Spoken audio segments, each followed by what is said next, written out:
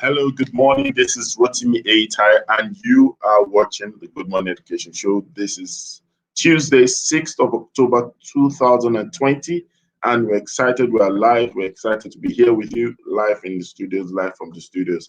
And without wasting much time, I would like to welcome you all to the show. We're streaming from Lagos, Nigeria, West Africa, to the entire world. And it's always our pleasure, our triple pleasure, to make sure that we ensure that you have guaranteed satisfaction on the show. And that's why we always ask that you and everyone connecting with us today and always to connect with us, share with us, learn with us, and grow together with us. If you have questions, please do not hesitate to ask your questions as we carry on the show. And of course, please, we would like you to tell us where you're streaming from, connecting from, tell us your name, your location, probably even what you do. And of course, do not hesitate to contribute in the conversation of today. We always like to tell you this on the Good Morning Education Show. We talk about issues around, within, and the world of education. Please do not hesitate to connect with us in the conversation. And I'm always joined by fantastic analysts and friends in the house. And I'll not waste time to welcome Titi this morning. Titi, good morning. How are you, Titi? Good morning, everyone. Good morning. It's raining cats and dogs where I am. Really cats and dogs. But good morning, everyone. Yeah, we're having a very good weather today. KK is also saying she's on the road, but I believe that it's part of the pleasure, it's part of the experience of the show. So if KK is listening to us, please do connect with us regardless of the noise as well. It's also raining cats and dogs. It's raining zoo, actually, not just cats and dogs. It's raining camels, it's raining donkeys, it's raining giraffes. It's raining all that you can ever imagine. But then we're grateful that we're alive. Once again, happy Teachers Day, World Teachers Day. I think it's much more than a day celebration. I think we dedicate the month of October to teachers out there. Titi, what do you think? I completely agree, especially in line with all that has happened in the last couple of months. You know, teachers have been at the front line as well. So we need to celebrate every teacher, every educator out there.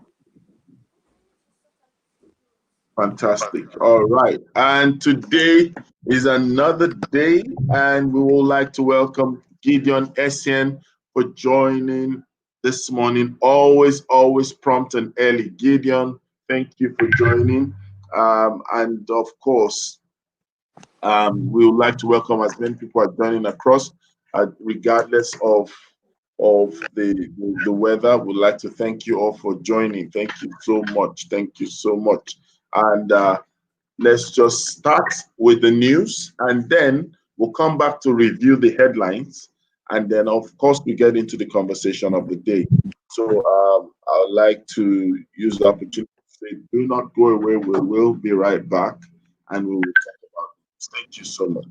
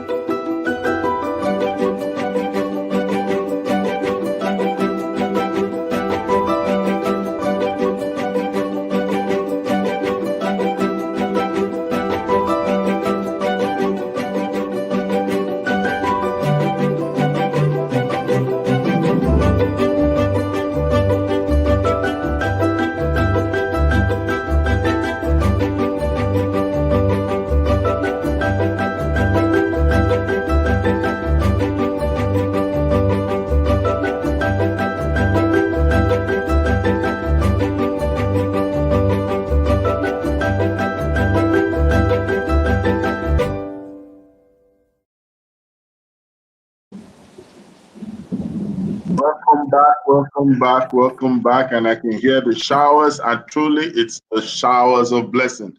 And we're ringing the bell of blessing to internet, bell of blessing to rain, bell of blessing to TT, and everyone who's connecting in spite of the rain. And we believe it's not just going to be a rainy Tuesday, it's going to be a blessing Tuesday. Do you agree? Do I have an amen in the house, TT? Amen. You know you're a prophet. So No, I know that you're excited about the rain for some obvious reason. That's known to me. Showers of blessing. Lord bless me today. Good morning. Well, so let's just have the headlines. Before we just review that, I think KK is here. KK, good morning. Welcome to the show. Hi, good morning. Thank you. It's great to be here. Hi, Titi. Good morning. Good morning, Good Mr. morning. Rotimi. Good morning, Good everybody. It's great to be here. KK, you keep sounding every day like safety chick. I just don't. Are you working on a voice makeover? It must be the mask. Oh, the mask. Oh, I wish. it's a really masking It's Tuesday. the mask. I'm wearing a mask. It's out to make some money Yes. again. KK, what's happening today? All right, fantastic. I hope you saw the news. Can we share and deliberate a little bit on the headlines? Titi, I'll start with you. Headlines, please. I think the first headline that caught my attention was the one of the automatic employment for graduates of education. You know, it sounds nice on paper, but you know the reality is who's granting them the automatic employment? Because exactly. The federal government. Into where? You know, obviously, you know where the federal government has less than 300 schools. So if it's a school, it's either a school or Ministry of Education. So you know, it's I understand what they were trying to do with some of the things that they said yesterday. You know, the automatic employment, the special salary grades, the allowance for science teachers, and all that. You know, I think when I look at it, I would have taken a slightly different approach to say, where is the money really needed? Where is the money really needed? So maybe if they said, you know what, instead of the 6% that we assign to education now, we're increasing the budget, and we put that into policy and say we are assigning now 25% of the budget. That's number one. Then number two is then where is the money really needed? I know it's fun because if you force me to take someone that I don't want, then they just put the person there. The person will be redundant. The person will be earning salary, but they're not really adding to the bottom line. So you can't really force people on institutions. That's just the truth. If you go to a university and say, okay, they're sending you 20 graduates of education, and the university is not prepared for them, they'll just put them there because the government is paying them the money. But that's not what we really want to achieve. Is to say, where do we really need the money? We need the money, yes, in terms of educating teachers and ensuring that we're getting quality teachers there. Also ensuring that they are paid. But like you said, how many schools do this government have, and where is really needed? Let's not push out a particular maybe they end up pushing out teachers in a particular subject where the need is actually in another subject. So I think overall, nice initiative for them to at least look our way, but we just need it to be more targeted, focused on where the need is. And that's my comment. So well, I think that's just the only thing you want to say for now. But I also agree with you on that. One thing I've come to realize is that the growth of teaching as a profession is really, really tied to the strength and the depth of the industry. It's not really predicated on just getting jobs. So one of the quickest wins that we can have is in deepening the industry itself, not necessarily just having acquisition, which is addressing the issue of probably teacher shortage and teacher supply. As those things are important, we need to understand that the neck or the framework they rest on is on the depth of the industry. The industry is not deepened yet. And until that happens, what we will be doing is trying to appear good, whereas we are really, really rotting neck deep down inside. And the numbers might become chaotic to us because while the ideas are coming from a strategic point, the beauty of ideas is the structure it rests on and the system that it births. And so if we're not able to get that, then it becomes a problem. KK, what are your thoughts, please? Yeah, I mean, absolutely, Rotimi. The ideas rest on the structure. They're only as good as the structures for implementation. So yeah, I mean, I saw the news. I mean, I didn't even hear the news when I got home. My mom was telling me, new salary structure for teachers, new this, new that, and I said, where? Is it for private schools or is it public schools? You know, who exactly is going to implement this and how are they going to implement it? You know, what are the numbers? What are the figures? Where are the schools that are churning out these education graduates? Where, you know, what, like Titi said, what subject, what's their focus? You know, I said, so what are they talking about? You know, I mean, I'm excited about some of the things they said. For example, the retirement age, which I think was great. But I mean, again, when you think about deeply into looking deeply into implementation, then you kind of begin to wonder, is this just a propaganda? You know, so what I'm hoping is that there is something backing all of these announcements, and in the next few weeks and next few months, we begin to see a rollout of you know, platforms where to make this happen. Yeah, but I mean, it's exciting that, you know, this is going on right now. In terms of other headlines, to be honest with you, this one's just kind of stuck, unfortunately. You know. Okay. Rotimi, I was about to say that what's also interesting is that part of what he also said that he approved free tuition and automatic Tuition, admission yes. for the biological children of teachers. The same question: who is going to take these people? Is it already overpopulated public schools Public that are going to give them? schools. So it's some of those things that we need to. And when I start giving you automatic admission, am I now saying that admission is no longer merit driven? It's just so you know, there's the letter of the something, and then there's the there's the intent, and then there's the implication. I So I'm not going to know. automatic Exactly. admissions, because that just dilutes what we're trying to what we're trying to achieve. If someone hasn't met the Ye- criteria, then Yeah, I mean, what are we going to do to help them meet it, as against just giving them automatic admission because they are exactly. children of teachers? Automatic So admission. Exactly. and Yeah, yeah. I agree with you, Titi. as we have ghost workers, ghost teachers, it might also extend to the beneficiaries as well. So you Exactly. might have issues getting to interpret to identify who gets the benefit, who is a teacher's child or something like Mhm, that. mhm, Well, mhm, we get to mhm. that. We get to Yeah, that. So let's get to the meat yeah. of And the then I mean, matter. Taraba is saying they're not going back. Okay, great. Yeah. Continue. Yeah, I was saying Taraba says that, oh, they're not going back to the classrooms yet. So I don't even know about that. And I mean, federal government again, just throwing out questions. And I think some of us as well need to read a little deeply. So when I read the news saying that federal government approves the Hello? reopening of all schools, you know, hello, I can hear hello, you. Yes, I can. We can hear okay. you. We can So I hear mean, you. okay, so I mean the news about all schools being reopened, again, it's just a headline, because when you read deeply into the letter, it says, oh, implementation is on a by state basis, you know. So sometimes we all need to just look a little deeper as well into, and just stop focusing on just the headlines, because the headlines are just that, they are hooks meant to grab our attention, and then it's our responsibility to actually go a little deeper and say, oh, what exactly is this headline saying? Is there any merit to it? How does it relate to me? So yeah, so I mean, I just wanted to push that out as well.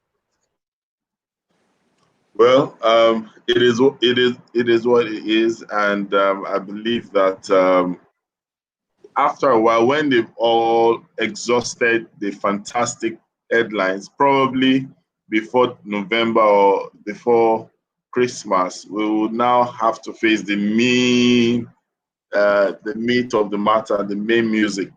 So let's allow the dance to flow as it Okay. is. To flow. Like they say, let the music play on. Let the music play You on the. know.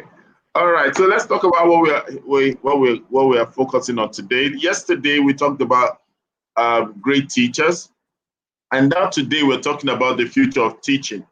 The teaching profession really is something that we mustn't leave to open interpretation. We need to spend some time. It's not necessarily just today, but over a period of time to get to address this so that everyone who is affected or evolving around the profession must really understand what does the future hold for teachers? What does the future hold for African teachers? What does the future hold for Nigerian teachers, educators in Nigeria? What's the future of teaching? And I'd like us to dive deep into this. And I'd like to start with Titi. So when we mention the future of teaching, what comes to your mind, really? What comes to your mind, Titi? What comes to my mind immediately is change. That something is going to change and some people will be left behind. That's the first thing that comes to my mind, to be honest. That things are going to change.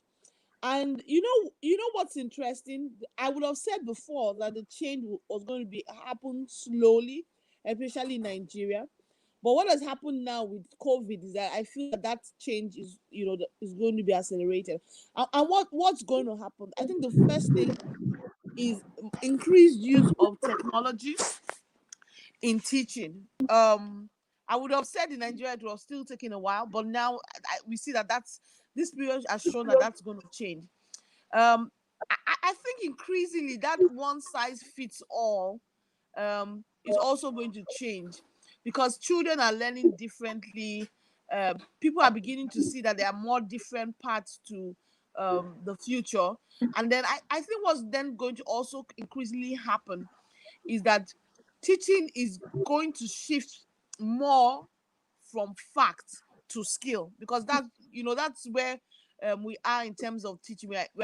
We stay teaching in terms of teaching facts, but with the internet, with the fact that facts are easily available, there's a shift to skills, teaching people skills increasingly as against teaching them facts.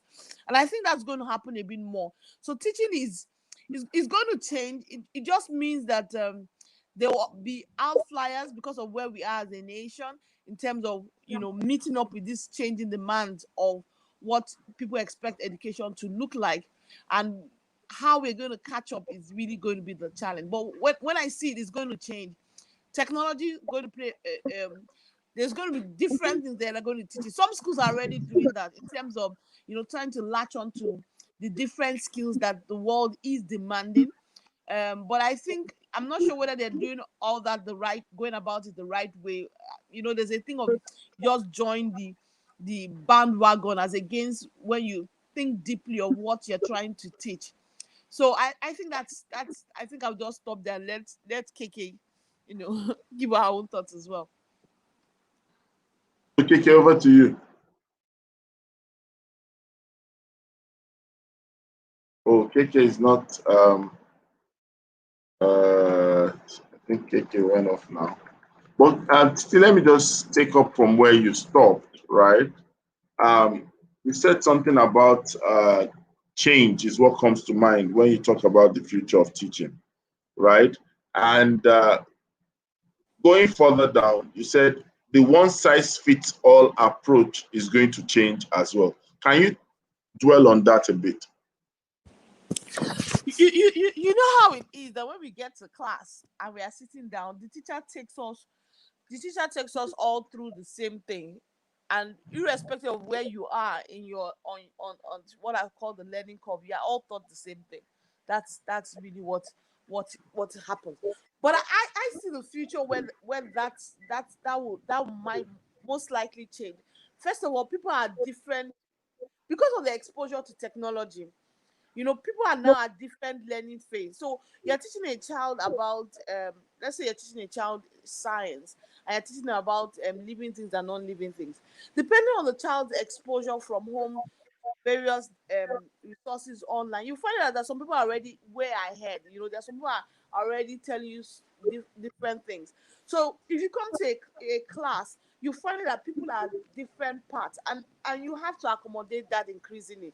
You have to step back from trying to force them all onto one lane, and more of, you know, where they say the teacher's role now more is facilitating, where you're facilitating people to come share the knowledge that they have, you know, amongst the class. So those that are ahead kind of facilitate the learning of all the others. Even those that are not there yet are also even helping to facilitate the learning of the teacher. So that's what I mean, that the class is going to change. So it's not that one of, I come with my lesson plans and I just come and go from A to B to C to D. It's really going to be more student driven. They've been saying that for a while, but honestly, I see that happening more, whereby it is not really what the teacher has with that broad lesson plan. It's really more you sitting in front of the students and trying to find out, this is what we're talking about, find out what they know and let them kind of direct you. You'll be amazed in terms of what they've learned now. So Titi, I like what you just said, and I'm going to take that question. We'd like to welcome Eben. Eben is in the building. Ebenezer, welcome to the building. Happy rainy Tuesday. Happy raining Tuesday. All right, thank you. So I'm going to ask Ike the question, right? But I'm going to take it from this angle. Now, we know that from what you said, Titi, it's a fact that there is going to be a shift. And that shift would also be driven towards student-centered. But then there's a little thing that I notice in our culture back in this area. We might not just be having a problem of doing, we might be also needing to address a problem of our being, because there's a cultural interference when you believe that a child does not have, how do I put it, proprietary to knowledge. So I want KK to address that, because a lot of times we don't even give credence to children. That's why a lot of people will not even believe a child should speak where adults are. How does that interplay when we talk about the teachers? Because teachers really are a product of society. Yeah, absolutely, Rotimi. So, I mean, that entire mindset is changing very quickly, to be honest with you. Right now, teachers, in terms of the philosophy, their personal philosophies to children, they are being forced to change all that garb, to be honest. Excuse my French. So, yeah, we do have that cultural perspective where teachers feel they're the all and all, and a student doesn't have a right to ask a question, and the student might get shut down even if they are asking a question. But more and more, especially in the private space, and even in some public space, based on the new infusion. I mean, my case study is probably Lagos State, because that's the only one that I really know. But there is that change, understanding the fact that student voice is important, student perspectives are important in the classroom and in everything, to be honest. So yeah, that is changing. It will change even quicker if our College of Educations addressed things like that. But the reality is that the future of education is student-driven. The future of education is connected. So teachers who cannot make those connections for the children in the classroom risk being extinct, because I mean, if you finish teaching a child and they cannot make those connections and make the recognition outside of the classroom, then there's a problem. And increasingly, teachers who cannot help children make those connections are going to just be phased out of the system, because you don't want a teacher who cannot give the children the skill that they require to solve the problem head on. So yeah, that honestly is the future of education. I agree 100% with Titi, and the fact that people just going to have to get with the program, because that's the only program that exists, to be honest. All right. Just before I let you go on that, quick one. Now, there's also the left side of it, where a lot of people believe that, well, children that are exposed, elitist kind of families, right? And then they will listen to them. But now children without proof of wealth, children that you are also contesting the fact that are they exposed, because the definition of exposure most times a lot of people believe is tilted to affluence, right? How do we get to deal with that aspect where that a child that is from a poor background or somehow not necessarily affluent in nature doesn't have anything to say, right? How do we address that? Rosemary, remember when we talked about experience on the point from the point of view of the teacher? Yes, so I can take this off now because I'm in a room that is safe. So from the point of view of the teacher has to be experienced enough to give those children exposure. And that is the place of technology. So we cannot have a future of education without technology. I think it's impossible, right? So yes, technology can never replace a good teacher, but a good teacher who uses technology will easily kick to the curb a teacher who doesn't use technology effectively, right? So functional usage of technology is going to replace the archaic push and start method of technology. So, and that is how a teacher can help students who haven't been in the places where they need to be. You know, if you look at elitists and, you know, XYZ, like that. So using technology, it takes the students where they should be, where they've never been, exposing them to books as well. So again, it's creating the connections in ways that are functional for the student, in ways that builds the cognition. It's adding concreteness to the curriculum, adding concreteness to our delivery methodology. So again, it drives back to the functional skills of the teacher. So it's going beyond cognitive right now. It's beyond cognitive. It's going into like skill-based learning. Because the teacher who cannot do those is hugely disadvantaged, and it's also creating a bias negatively for the students in her or his classroom. So technology is what will help us bridge that gap and solve that problem. So again, future teachers must be looking at the functional usage of technology. I like. Yeah, I want to add to that. I think that's why we need, for those that are in public school, one of the things that we really need to drive is digital. Is the static coming from my end? No. Okay. One of the things that we really need to drive is digital literacy, because the sooner we can get them to be exposed to Dr. Google, the quicker they will leapfrog. And so this thing you are saying, oh, you know, because when they know that anything, I have a place where I can go and find it, then they'll be able to leapfrog. So we really need to quickly bridge that digital literacy gap so that they are then exposed to facts and knowledge that's available out there on the internet. So that's really important. And then you find out all the facts that they need to, you know, to kind of argue and debate with the teacher. They know where to find it. So when the teacher says this thing, they know that, you know, and some children are mischievous like that. They will go and quickly do the research the next day, only to come back to prove their teacher wrong. So I think that's really one of the key drivers that we need to quickly help children everywhere, especially in Nigeria, in terms of access to knowledge. Thank you so much, Titi. So I want to ask Eben, just from what riding on the back of your conversation, and in no means of trying to flatter anyone.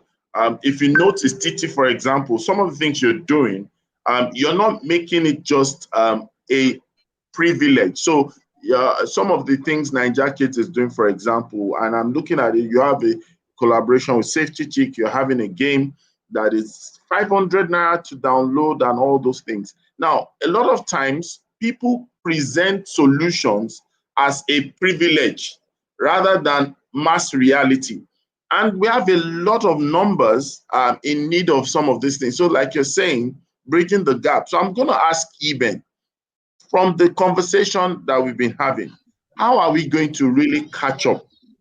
How are we going to really catch up? Because we're talking about the future of teaching here. How do we get to catch up? Yeah, creativity is what I'm going to actually talk more about this morning.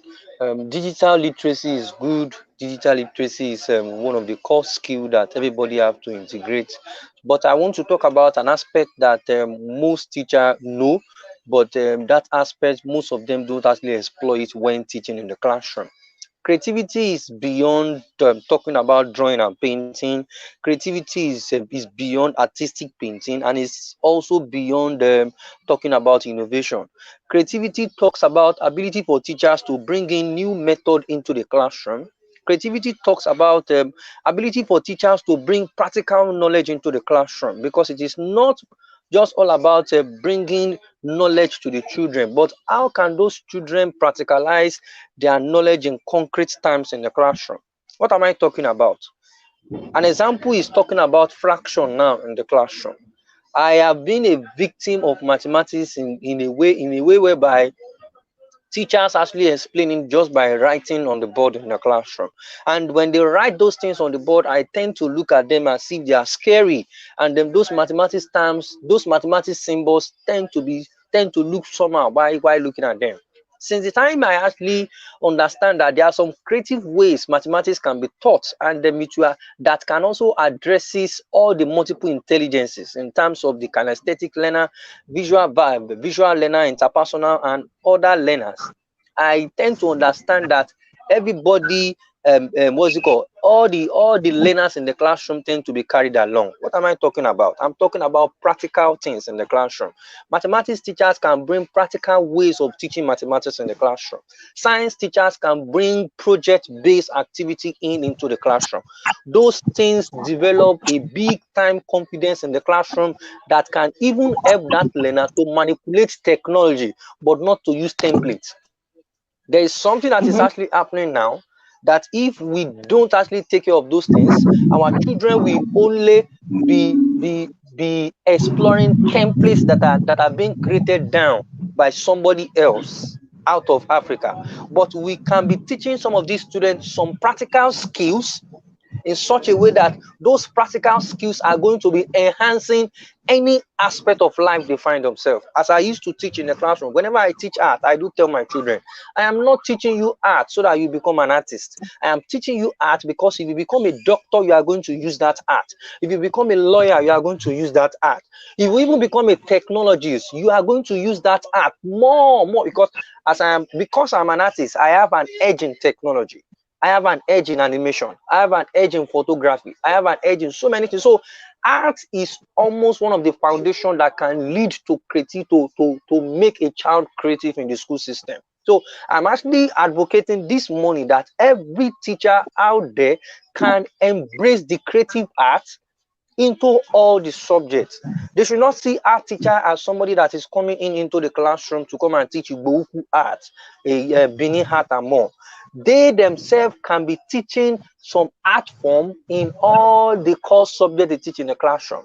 So at the end of the day, the child will not understand those subjects by just writing notes, but the child will understand those subjects by what? By practicalizing those subjects, by going outside to actually experience them. Experimental learning. It's just like one of my colleagues in Finland, and he sent me a picture.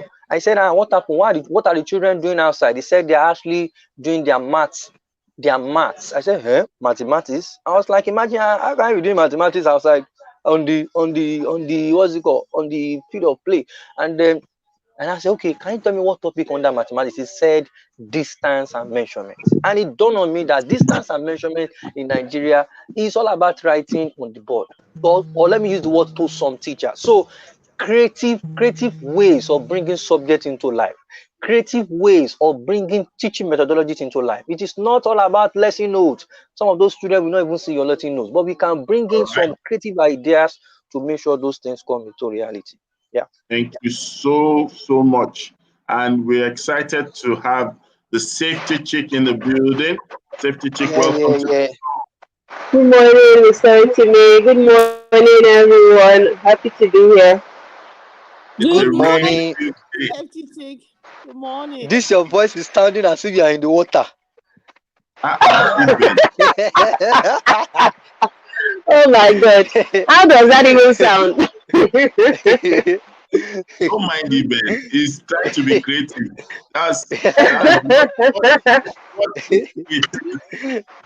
Carol, Paolo, thank you for joining. Mojisola, Bakrin, thank you for joining. Gideon Esme, thank you for joining.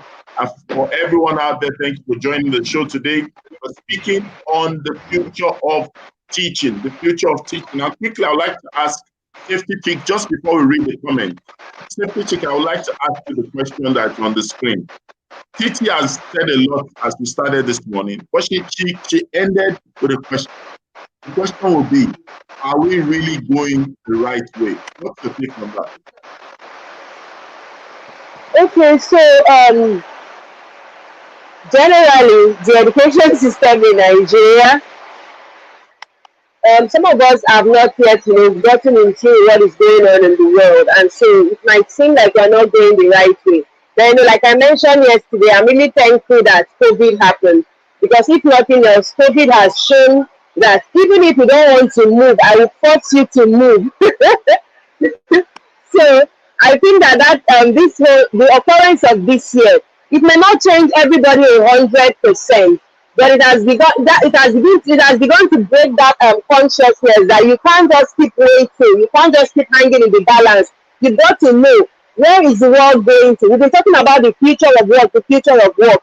Is what we are teaching currently in our school preparing our children for that future of work? Because the future of work is not far away any longer; it's now here. So I think that COVID has helped to some extent with that, and it's my hope that our teachers, our education system is now looking to go the right way, even if we're not going before, but at least now we're looking to go the right way. Thank you so much. Rotimi, let me play a bit of a devil's advocate and then ask, what do we think is the future of subjects like, or things like handwriting, things like foreign languages? Because now you can have an app that, as I speak into the app, just translates it for me. So, where do we think of those kind of things that increasingly using technology makes not as key in terms of learning? Well, as you're speaking now, I remembered something. So a while ago, one of my friends, and Miss Aretimi knows that, she said to me that when she was growing up, her mom used to say, you better come and learn how to cook now, because if you don't learn these things, you are not going to be a good wife in your husband's house. You don't know how to come and stay with me in the kitchen and learn. But she's like, now, all I need to do is go to YouTube and I will learn any type of cooking I want to learn. So it also comes to this. A lot of things that our children are learning in school, people are creating apps, people are creating software that will make it so that you don't need to necessarily learn it per se. All you just need to do is have the basic framework, and then it can get done. But regardless of that, we are still going to need this field, because when you give the example of them learning foreign languages, some of us just need a translator to do the translation for us. But some of us are going to be diplomats who would actually need to know these languages in full, so that we don't need an app. We can do it by ourselves in case we find ourselves in a situation where an app cannot work. So yes, the relevancy of some things might drop, but those who really need it as maybe their own niche might still have to go and learn it in full, so that they can perform. That's what I think. You've not been watching some science fiction movies. That's what you're saying about the. Okay, so Titi, let me say this. There's something that I want us to address, and there's a wool over our faces. Most of us need to recognize. Number one of the key elements of the future of teaching is negotiation. And a lot of people don't know. It's not conventional, but it's very, very, very important. Why am I saying this? Some of the questions you've asked, talking about writing and all that, I'm sure maybe someone like KK and Titi, you definitely will know about this. Do you know that you buy fonts? For example, you want to do a PowerPoint presentation, you want to do proposals, you want to do graphics. There are fonts that you buy online, not just the regular fonts that you have access to, right? When you're doing branding, when you're doing imagery, when you're doing image impression, there are some fonts you buy. That's a product of handwriting. Now, it's an element of negotiation. What we're trying to say is this: the obvious will become obscured in the future. The obscured is what we should translate into becoming obvious. That's the power of negotiation. And that is very important, because even for the language, education is still having this tussle. And there's been a projection that there will always continually be the battle between the human experience and then the technology experience. Now, the human experience will not become open source as much as before, and that's when it can now become exclusive. Now, for it to be exclusive, it has to acquire the power of vintage, meaning that the human experience should not be seen as regular and ordinary, because regular and ordinary will be the tech, which is the most thing. So, for example, what you were saying, that being able to speak a different language and being able to realize through translation and all that, the speaking will not be the unique, rare human experience.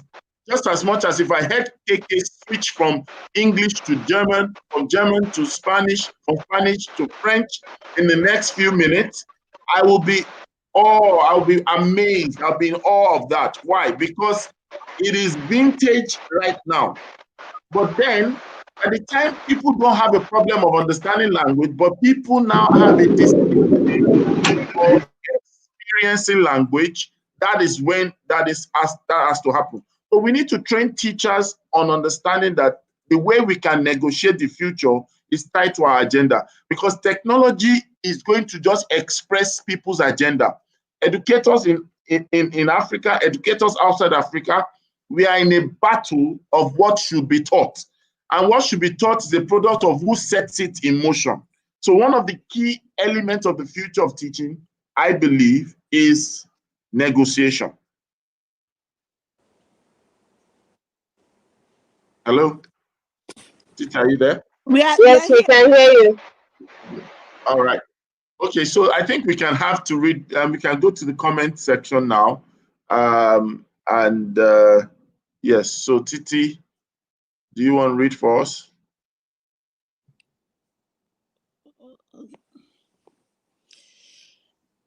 Yes, Gideon Essen, our wonderful tribes member, good morning. He's saying that most teachers do not understand the meaning of 21st century skills because they have not developed it.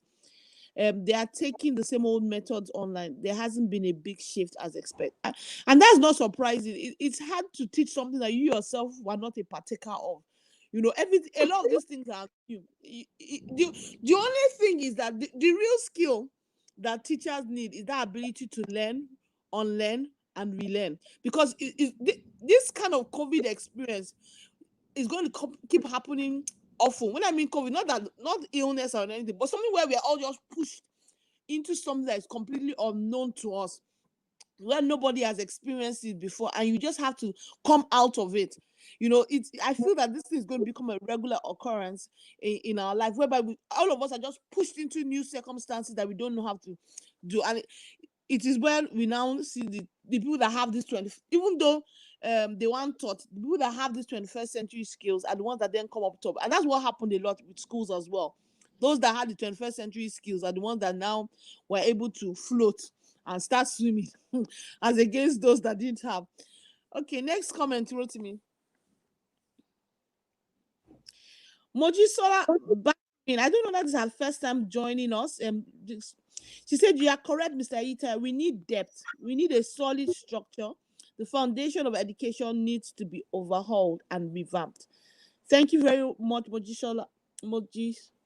If you're joining us for the first time, we ring a bell of blessing for you. Gideon Essen is saying, how many households in Nigeria can afford to provide technology for their children? This could be elitist, as Rotimi said. We need to think about access. I don't know, Gideon, I agree and disagree with you at the same time. It's just the same way. Honestly, I agree that how many can afford, but that's where we are moving to. It's the same way when mobile phones first came. Well, like how many people can afford? But right now, Nigeria has, one of the highest penetration in Africa. I think we are almost at about 75% of people now have mobile phones. So it's elitist at the beginning, but we need to move towards mass access. And that's really where we need government policy in terms of affordability, encouraging, it to be produced locally, dropping tariffs and things like that to make it more affordable. Because it's the fastest way to leapfrog education, this access to technology. So I hear you, but we need to push towards mass access. Next comment. Even when education started, it was always elitist. Before, they now had public schools and the Catholic missions came. When it first started, even when you read history abroad, it was only the rich people's children that went to school. When you read Went British to history, school, yeah. Even the Greeks, the Romans, it was the thing of the rich before it now became. So things always start out being elitist, but we have to push towards mass access of mass. Spelling Bee says we need to get to know how to manipulate technology and not jumping at templates. This was said by Odetola. I completely agree. Yes, I even. Darling Carol Barlow is saying, good morning, colleagues. Good morning, Carol, to you. Thank you for joining us this morning. Eben also said that art is one of the foundations that will birth, that will birth creativity in children. We agree, it is. Yes, good morning, everyone. Just keep your comments. Keep your comments Coming in. as we keep coming in. Thank you everyone for joining us. Gideon, Carol. We know that with school resuming, it's a privilege. Moji, everyone that has joined us this morning, and for everybody that will also watch the replay, thank you for being part of Good Morning Education Show. Yes, COVID has forced so many things into being. There's safety check. Honestly, I completely agree with you. I now lesson of COVID. That's the way the way I see it. Gideon is saying we need to concentrate on training and equipping the teacher and school leaders. Skills. I joined Gideon to say that. Redefine the role of teachers in learning. Facilitator learner versus teacher student. I agree, and even if we don't prepare for it, the student will force the teacher into that role. When you go to a class and the children are just telling, no, when I did this, the teacher will just be amazed at the depth of what they already know. So if you don't prepare for it, the truth is that the student will force us into the role. Teachers need to possess the ability to learn, unlearn, and relearn. Yes. Rotimi Eitayo is saying one key element of the future of teaching is negotiation. We completely agree with you on that. Thank you. Back to you, Rotimi. The last comment. The last comment. Access to technology is the fastest way we're going to leapfrog quality education in Nigeria. Yes, Titi Adewusi is saying that. Yes, reduction in concentration on testing to skills. That's going to happen. I don't know how soon, because that one is taking a bit longer. I think coming here, Titi. So I don't think we should look at the reduction of testing. I think we should be thinking more about the type, the models of testing that we are employing. That's what I believe we need to be looking at. So it's not just so much summative testing. There's skills-based testing, for example. There's so many different types of tests that actually measure what we are looking out for. So we as educators need to be a bit more versatile in the types of testing that we begin to administer. That's true. Yeah, you're correct. Because it's like also when you're doing recruitment, before you'd have done a bit of paper, but now you do a bit of more. You give the person a project to do. The other day, exactly. They go and come up with this kind of document. So it's really more, I agree. Yes, that's correct. Thank you very much, KK, for. And finally, Titi. Teaching will shift from facts to skills. They don't have a choice. as we make a demand in from the demand side, you know, as people go into employment and we are demanding, you know, and saying no, we don't want facts. I don't want you to come and tell me about digital marketing. I want you to do digital marketing. You know, so show me the skills, show me that you can do this. You know, I don't want you to. That's what's going to happen. So we're going to move from that person that can reel out the facts. You know, I was telling my son the other day. I said, oh boy, it's skill. Oh, it's not all this coming to memorize what is filtration and what is condensation. Yeah. All right. I hope your son does not feel bullied sometimes. I'm happy you're not my mother.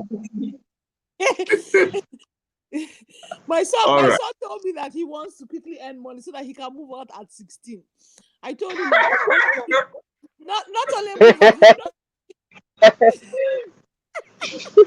he should make sure he pays his Harvard school fees on his way. But we shouldn't be too surprised. This type of things will start happening in Nigeria. Voluntary moving out, not condition moving out. Oh my goodness. The only thing is, anyway, that's the talk of another day. We don't bring me to that point. All right. The future of teaching is what we're talking about today. If you're just joining us, this is the Good Morning Education Show. It has been a month of teachers. Yesterday was the World Teachers behind the profession and overall the sector representing that profession. And we've been having a fantastic time listening to KK, listening to Safety Check, listening to TP, listening to Eben, listening to you out there yourself, and of course sharing with you, learning. And I'm very, very sure we're growing together. One of the things we would like to do before we bring this to a close is to do some level of retrospecting. You know, there's almost a statement that says that if people do not plan, if people fail to plan, then it means that they are ultimately planning to fail. Whether it's deliberately or not, the point is this: planning is very important.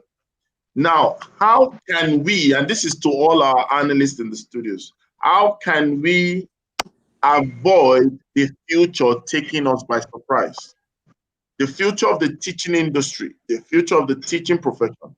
How can we avoid taking us by surprise? Because we had a lot of things. COVID happened. Thank God COVID forced some things. But from this perspective, and learning from all that has happened in 2020, I'd like to ask, how do we create or prevent that future catching us or taking us by surprise? So who wants to start? Anybody can start, but everybody will answer the question. Okay, so let me start. Let me bail this card. So I'll bail this card, yeah? So I mean, it's really important that when I hear questions like this, it takes me back to the case study of Alcatel. How Alcatel said the only reason why they're shutting down is because they didn't recognize the trends. They didn't see that the change that was happening outside of their organization was faster than that happened within their organization. And at some point, they were unable to catch up. And I mean, we've talked about this, I think, last week as well, Rotimi. So us as educators, right, we have this bubble where we live in. You know, we can see the future. We know what we want the child to do. We know our skills. We love what we do. And we're seemingly in a bubble. We need to get out of that bubble. We need to get to that place where we understand that, okay, you know what? What exactly is happening out there? And it's not just what is happening out there. It needs to come from a place of reflection. How am I, as an educator today, fitting into today's world? And how am I prepared for tomorrow and next tomorrow's world? We need to get out of that space. When we get out of that place of bubble, then truly, when the future of education will be something that we are creating, not just something that we are involved in, a part of. Yes, so we need to get into that place where we become the patternist, because we have recognized the trends, we have analyzed the trends, and we have put ourselves in a position of strength to leverage these trends. KK, I'm blessing you today. Receive it. Now, you said something that's very important, right? As I want to paraphrase what you said, You cannot be surprised by a future that you create. It's impossible for you to be surprised by your own creation, right? That's really what you said. And that's fantastic. Well, in fact, the rain has stopped because of you. Next person, please. Is it safety chick? Yes. I thought you wanted to speak. Okay. What came to mind when you asked that question is, for me, I believe that just in addition to what Mr. Ajayi has said, you have to be in touch with what is going on in other parts of the world. Like if you believe, for example, that other places are doing things better than you are doing or better than your country is doing, I think it's just important to just observe, see how things are going there, and then create something that is going to prepare you for that future, so that you are not ill-equipped when things suddenly change, or when it now seems that is the path the whole world is taking. So you have to look beyond yourself, look beyond your environment. Don't restrict your mindset. Don't restrict your operations to only what is happening within your space, because the world is now becoming too small. Too small. We're not far apart anymore. So be willing to look out, see what's going on, and then of course create things and work within that framework. Pity. I told that it's small. yeah. But okay. I think they've said it all. It's a situation whereby even though you're working, you must always be looking ahead. And we need more. We need more events that are focused more on the future, as against solving today's problems. We have a lot of problems, and I think that's sort of what weighs us down in education, especially in Nigeria. We have problems of today, that are weighing us down. But we need to ever so often take a look at the future, so that we're also preparing for it. And I think that's the more we have events that kind of open our eyes, kind of make us stop, pause, and think, the more it will be good. So we need more of that ever so often, every year, we stop, we think, and say what's the future, so that we can, in our own way, create the future, be prepared, more prepared for it. And that's what COVID has shown. The schools that were more prepared, fared better. We've been talking technology for so long. Not everybody has embraced it, but you can see that those that were prepared have embraced it. Those that were even, had gone whereby their children were using it a bit more, they were ahead. So it just means that ever so often, everyone, especially if you want to remain relevant, you have to keep, you have to put the problems of today and just try and look ahead. So it's really important, and that will always be a competitive advantage. That will always, make you and your school stand out. That will always make your children coming from your school, stand out, and that will always make your own children stand out. Those that are, looking ahead to what we need. Okay. Fantastic. Thank you so much. In fact, without saying that, let's have parting shots or parting words. You guys just wrapped up the show with your comment.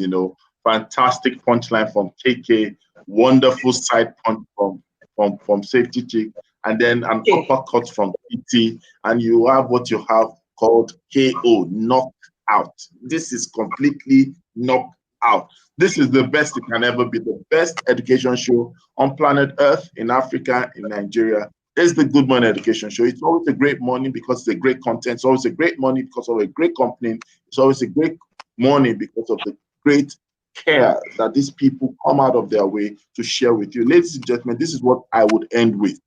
The future of teaching, right, requires a new pair of eyes. And we all need to understand we can't see well, right, if we're using the old form of eyes, right? Our eyes is what will create sight, and our sight is what will deliver might. So, ladies and gentlemen, go back in retrospect in this month, plan the future, look ahead, like they say, but make sure you are looking with a new set of eyes. We will be here tomorrow, and we'll be having a great time as well, still on the subject matter of the teaching profession and teaching industry, and we're going to take the conversation to the next level. But until then, make sure you have a great day, because on the Good Morning Education Show, we have a saying, it's always a great morning. On the Good Morning Bye. Bye. Everyone.